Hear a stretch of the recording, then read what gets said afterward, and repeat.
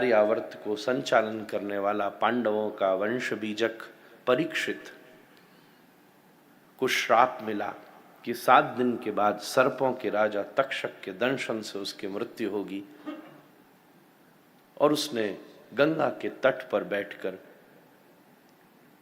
क्या किया, verse time कि 7 दिन बाद मृत्यु होनी है, एंड द बेस्ट एसोसिएशन कि शुकदेव की शरणागति ले ली। और जब ये 2 कॉम्बिनेशन हुए तो किसका घी निकला, श्रीमद् भागवत। भागवत में 4 घाट हैं, जिन 4 घाटों के बीच में ये नदी बहती है। एक घाट महामहिम नैमिषारण्य में लगा है, जहां सूत जी और शौनक जी बैठकर बातचीत कर रहे हैं, तो कुछ उसमें से विषय वस्तु निकली है। दूसरा घाट बद्रीनाथ में लगा है, जहां नारद और व्यास आपस में संवाद कर रहे हैं और व्यास की तूलिका से वो संदर्भ प्रकट हुए हैं, इसलिए कुछ विषय वस्तु उस घाट से ली गई है। तीसरा घाट, इस पर थोड़ा सा मतभेद है, ऋषिकेश या शुक्रताल, इतिहास इन 2 चीजों को बोलती है, ज्यादा प्रमाणित ऋषिकेश है। उस घाट पर 2 लोग बैठे हैं, एक शुकदेव एक परीक्षित, इन दोनों के बीच जो संवाद हुआ। और चौथा घाट मेरा और आपका है, जहां हम और आप बैठे हैं। हर बड़े पेड़ के नीचे छोटे पेड़ की भी कोई हैसियत होती है।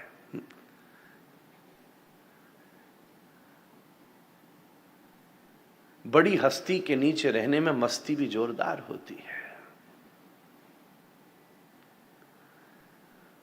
ये 4 घाटों में भागवत चली है, तो आप स्मरण रखिएगा, कभी कोई बात सूत के घाट से निकलेगी, कभी कोई बात शुकदेव के घाट से निकलेगी, कभी कोई बात व्यास के घाट से निकलेगी, और कभी कभी कोई बात इस राष्ट्रपति भवन के घाट से निकलेगी, इस व्यासपीठ के घाट से निकलेगी। इन चारों का सम्मिश्रण इस भागवती भागीरथी का निर्माण करता है। महामहिम गंगा में 7 नदियां मिलती हैं। हम अगर भूगोल ज्योग्राफिकल फाउंडेशन देखें, इसलिए ऋषिकेश का स्नान महत्वपूर्ण है, हरिद्वार का स्नान महत्वपूर्ण है, क्योंकि वहां पर्वतों की 7 नदियां आकर के मिलती हैं। 7 नदियों का मिश्रण गंगा है। भागीरथी उन 7 नदियों में से एक नदी है। जो भगीरथ रथ खाता अभिक्षिन्न जलवत, सांख्य का सूत्र है। भगीरथ के रथ के 2 पहियों के बीच में बहने वाली धारा को भागीरथी कहते हैं। वो एक धारा जब और 6 धाराओं में बनी, तब गम धातु से गंगा बना। गम मतलब समथिंग विच ऑलवेज फ्लोज। इन 7 धाराओं ने गंगा बनाई। ऐसे इन 4 घाटों ने इस भागवत का निर्माण किया।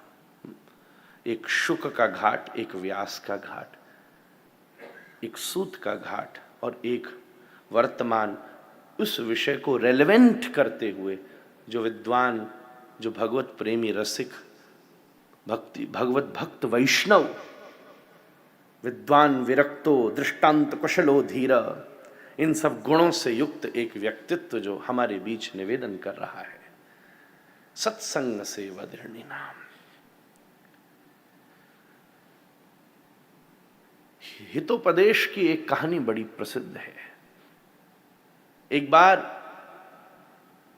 एक ब्राह्मण बहुत निर्धन हो चला, कुछ था नहीं खाने को। बच्चों के पोषण में दिक्कत होती थी, तो विचार किया मर जाऊं, पर मरूं भी कैसे। तो सोचा जंगल में जाऊं मां, और सोचा शेर का शिकार बन जाऊं, कम से कम अपने घर का तो पेट न भर सका, उसी का पेट भर लूंगा। ऐसा सोच करके जंगल में शेर को समर्पित होने के लिए वो विद्वान ब्राह्मण चल दिया। एक गुफा प्रसिद्ध थी जहां शेर रहता था। उसी तरफ चला। शेर ने भी दूर से देखा कि ये आ रहा है, एकदम उकसाने लगा, घुर्राना शुरू किया, उठना शुरू किया, उसके नाखून निकलना शुरू हुए और हमला करने को बिल्कुल तैयार था। पर आज एक थोड़ी अलग सी घटना थी कि उसकी गुफा के दरवाजे के ऊपर एक हंस बैठा हुआ था। हंस ने कहा, हे जंगल के राजा सिंह, तू इतना उकसाता क्यों है? ये तुझसे लड़ने नहीं आ रहा, ये तो तेरे चरणों में समर्पित होने आ रहा है। बेचारा बड़ा गरीब है, कुछ खाने को नहीं है इसके पास, अपने परिवार का पोषण न कर सका तो सोचा कि तुम्हारी सेवा में ही आ जाऊं। ऐसी मुलायम बातें उस हंस ने शेर से करी महामहिम कि शेर के मन में भी दया आ गई। और जब द्वार पर आकर ब्राह्मण खड़ा हुआ तो शेर ने कहा, चिंता न करो, थोड़े दिन पहले मैंने एक शिकार किया था, वो व्यक्ति को तो मैं खा गया, पर उसके पास एक पोटली थी, उस पोटली में मेरे कुछ काम का न था, मुंह में दबा के शेर बाहर ले आया कि आपके काम की हो तो ले लीजिएगा। उस पोटली को खोला तो सोने से भरी हुई थी, असरफियां थी। ब्राह्मण तो बड़ा खुश, मैं तो मरने आया था, एक सिंह राजा ने मुझे जीवन दे दिया। प्रणाम करके नृसिंह की जय जयकार करता, प्रणाम करता वापस लौट गया।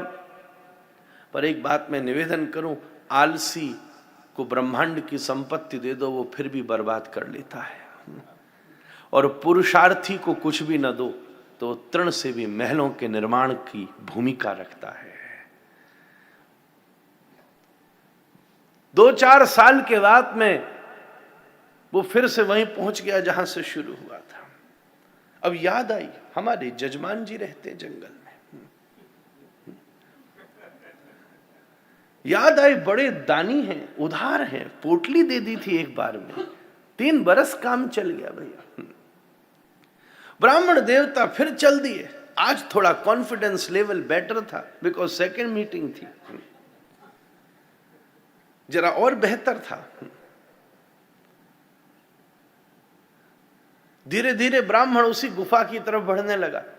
महामहिम शेर भी दूर से पहचान गया, रही तो वही थे जो 3 बरस पहले आए थे।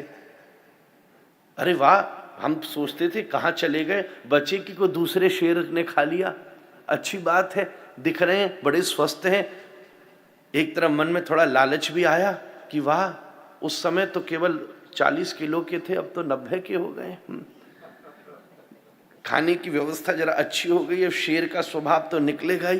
पर उसी समय हंस की बातें याद आती थी, वो बातें उसके भीतर के एग्रेशन को कम करती जाती थी। धीरे धीरे उसने स्वागत की तैयारी करी। शेर भी वही था, ब्राह्मण की परिस्थिति भी वही थी, ब्राह्मण भी वही था, पर आज एक अंतर था, गुफा के दरवाजे पर हंस की जगह बगुला बैठा था। और उसने कहा, हे राजा, देख सामने क्या अभिमान से ये मानव सिर उठा के चला आ रहा है, जरा देख तो सही, तेरा राज्य तेरे भय से चलता है। और शेर का भय खत्म हो जाए तो शेर और कुत्ता में क्या फर्क हो गया? सिंह और कुक्कुर में कोई फर्क नहीं। कई कई घरों में हमने वीडियो में देखा, हम पर्सनली तो देखने की मेरी इच्छा ही नहीं हुई, क्योंकि मुझे अभी बहुत सी कथाएं सुनानी थी, आपकी सेवा में भी आना था, कि शेरों को घरों में ले लेके हाथ फिरा फिरा के लोग पाल रहे थे, जंजीर बांध रखी थी। पता नहीं किस देश का था। सुना है राजा महाराजा भी ऐसे रखा करते थे। भय खत्म हो जाए तो फिर सिंह में क्या रह गया। बगुले ने ऐसा उकसाया, महाराज देखो, अगर ऐसे ही चलोगे तो कल दूसरे दिन हिरण भी आकर के तुम्हारे मुंह पर पूंछ हिला के चले जाएंगे। कौन तुम्हें सेवा करेगा, कौन तुमसे डरेगा, कौन तुमसे भागेगा। और ऐसी व्याख्या करी कि वो सिंह एकदम उकसा गया और दौड़ करके उस ब्राह्मण को फाड़ के खा गया। हितोपदेश की कहानी ये कहती है कि शेर को भी हंस मिल जाए तो कुछ वो भी पुण्य कर लेता है, कुछ वो भी सेवा कर लेता है। सत्संग से वधिरणी नाम। जीवन की सारी धुरी यही है हमारा सलाहकार कौन है? दुर्योधन के पास अच्छे लोगों की कमी नहीं थी, पर वो सुनता शकुनी की था। महात्माओं की भीड़ है उसके पास, उसकी मां गांधारी, द्रोणाचार्य, भीष्म, कृपाचार्य, ये सब भरे पड़े हैं, भीड़ है, पर वो सुनता शकुनी की सलाह। और पांडवों के पास कोई नहीं है, एक ही व्यक्ति है, और वो एक व्यक्ति संपूर्ण व्यक्तित्व है। और उसने भी ये कह दिया कि मैं रथ चलाऊंगा, बस। अर्जुन बोले चाहे वही चला लेना, पर मेरे महामहिम कितना मार्मिक वर्णन है महाभारत में। आहा, आज के समय की व्यवस्था अलग है। युद्ध के समय जब कोई सारथी बनता है ना, तो उसके अपने पैर की जूती के आगे वाले हिस्से से पीठ में मार के गाइड करना होता है। एक्सप्लेन नहीं किया जाता लेफ्ट ले राइट ले, क्योंकि सामने वॉरियर खड़ा है, इतना तो टाइम ही नहीं है कि तू लेफ्ट ले राइट ले, ऊपर कर नीचे कर, एक्सप्लेन किया जाए। जैसे आज पैरों से एक्सेलरेटर और ब्रेक दबाया जाता है, ऐसी रथी बैठा सारथी के पीठ पर अपने पैर से ठोक करके इशारा करता था कि अब लेफ्ट ले और राइट ले, और उसका निर्देशन मान के सारथी चलता था। यन मित्रम परम आनंदम पूर्णम ब्रह्म सनातनम, ऐसा अर्जुन ने चुनाव किया। वर्ष टाइम में कोई बेस्ट संग मिल जाए, बस इससे बड़ा निष्कर्ष आपके जीवन में दूसरा नहीं निकल सकता। पूरे जीवन को बर्बाद करना महामहिम, तो बेस्ट टाइम में वर्ष संग ढूंढ लीजिए। दुनिया में कोई ये ढूंढ ले, बर्बाद हो जाएगा। और हमें अपने टाइम में महामहिम सबसे बेस्ट, मैं बीच बीच में, मेरी आदत है, मैं आपको बार बार, क्योंकि भागवत की ये परंपरा है, मां सुखदेव जी भी बार बार परीक्षित परीक्षित कहते हैं।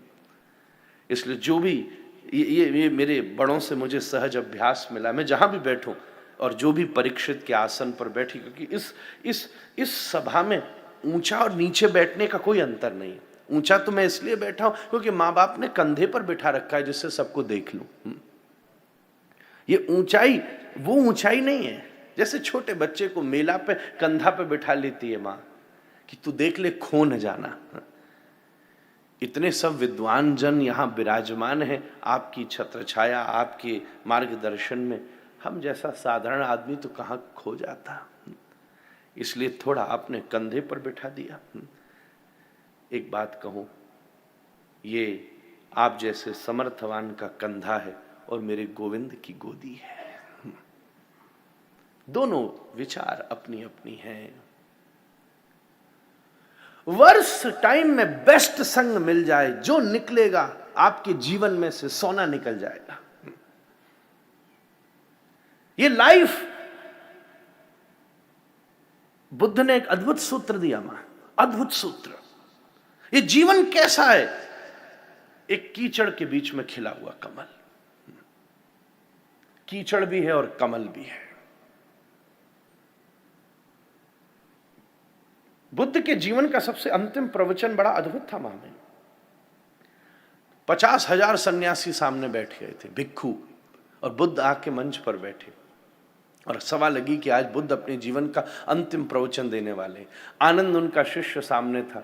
बुद्ध मुस्कुराए और एक कमल उन्होंने उसके हाथ में दे दिया।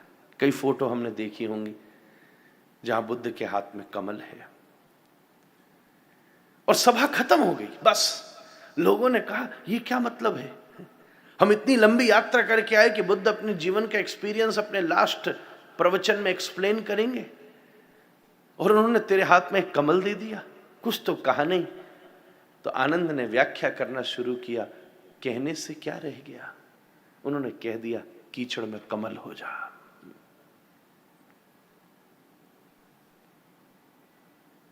परीक्षित ने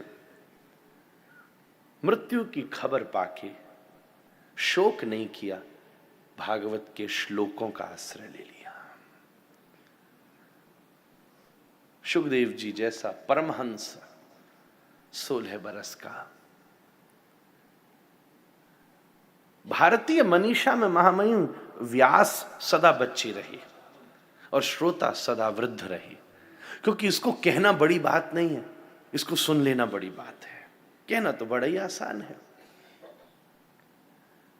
परीक्षित की आयु शुक से बड़ी है, नारद जी की आयु सनकादिकों से बड़ी है, व्यास की आयु नारद जी से बड़ी है, शौनक की आयु सूत से बड़ी है।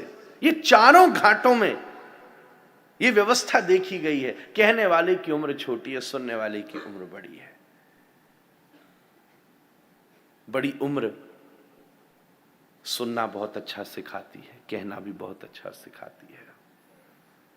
परीक्षित भरी सभा लगी है, महात्माओं की सभा है, जीवन के अंतिम 7 दिन बचे हैं, और अपने गुरु शुभदेव को आसन पर बिठा के बड़ी विनम्रता से प्रणाम करके उनसे पूछता है, अब मुझे क्या करना चाहिए।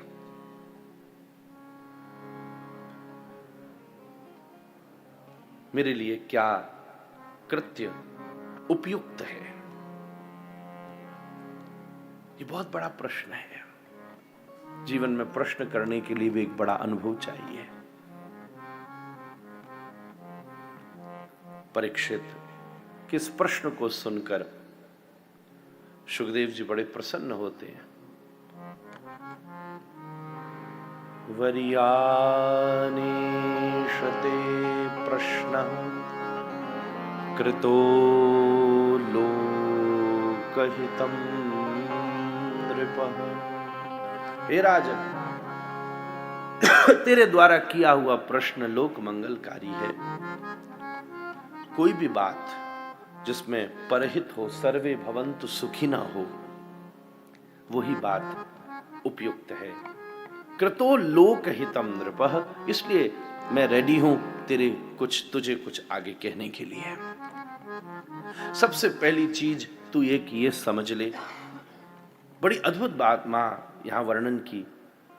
पहले ये रियलाइज कर, what is certain in the life. सुख होगा कि नहीं होगा, दुख होगा कि नहीं होगा, स्वस्थ होंगे कि नहीं होंगे, हानि होगा कि लाभ होगा, एवरीथिंग इज अनसर्टेन। जस्टिस मिलेगा कि नहीं मिलेगा, सक्सेसफुल होंगे कि नहीं होंगे, everything is uncertain. But Sukhdev ji ने सबसे पहला सूत्र कहा, in this excess uncertainty there is only one thing which is very much certain. अगर आपकी बर्थ हुई है तो एक दिन डेथ होगी।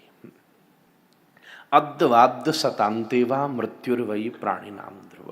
मृत्यु एक एक्सट्रीम, एक most real certainty of life है।